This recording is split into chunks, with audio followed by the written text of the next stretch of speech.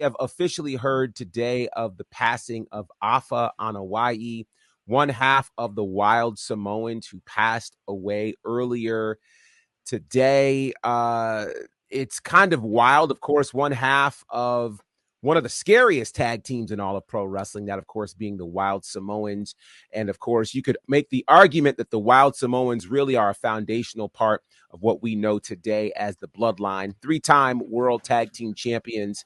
And ironically, Afa's brother Sika passed away about 7.5 weeks ago.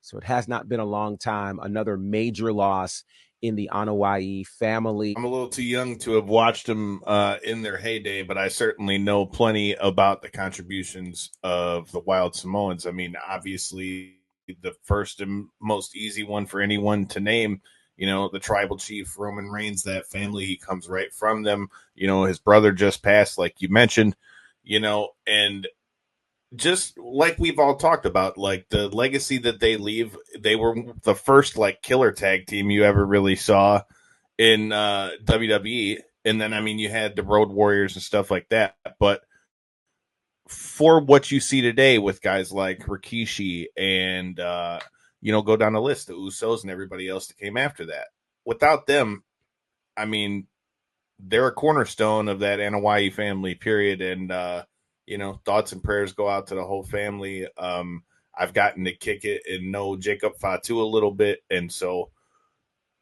like I said, they're probably like the nicest people you could ever meet. So, like I said, prayers to the whole family. Like Kyle said, they laid a lot of groundwork and they were one of those truly like terrifying tag teams back in the day. I remember seeing videos from the 80s that my dad had and watching them and being a little kid being like, yeah, nah, I'm good. Because like they put the real in realism. Like they made you feel like this isn't scripted. Like they are trying to hurt you. Yeah. To quote FTR, no flips, just fists. That was the Wild Samoans. Like everything is in your face, aggressive. They are definitely one of the most underrated tag teams from that 70s to like mid 80s, late 80s reign. Because yeah, you had Midnight Express, Warriors, Freebirds, but the Wild Samoans were right there. They are definitely a cornerstone of tag team wrestling. And like Kyle said, the Bloodline, you got Roman Reigns, you have those two, you have the High Chief. They are as much of a cornerstone of wrestling as there is, and I don't think they got enough praise with the passing of both of them within the past 2 months.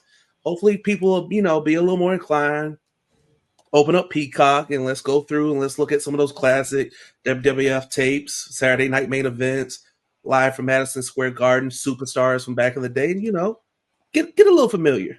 Yeah, one of the other things that I don't think people realize is, again, you talk about the contributions that they made, their family alone, but then from there, Afa opened up a training center, a wrestling training center, and has trained a lot of incredible wrestlers who have come through there. So again, the contributions of Afa Anoa'i, of the tag team, the Wild Samoans, is just something that is really, really special. It's three-time World Tag Team Champions, and even predating the Road Warriors, they were the kind of team that made it why. I mean, like, again, their names fit them. They were wild. Already Roman Reigns has put out a tweet and he's talked about just, again, another massive loss that has happened to their family. Of course, Sika was Roman's father.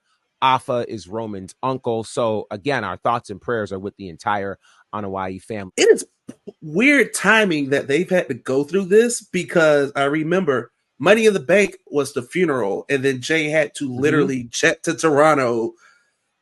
Let's give Roman, Jay, Solo, Tamatonga, Tongaloa, let's give all of them credit for the fact that they are able to process these things and then turn right back around within hours and go out and be professionals.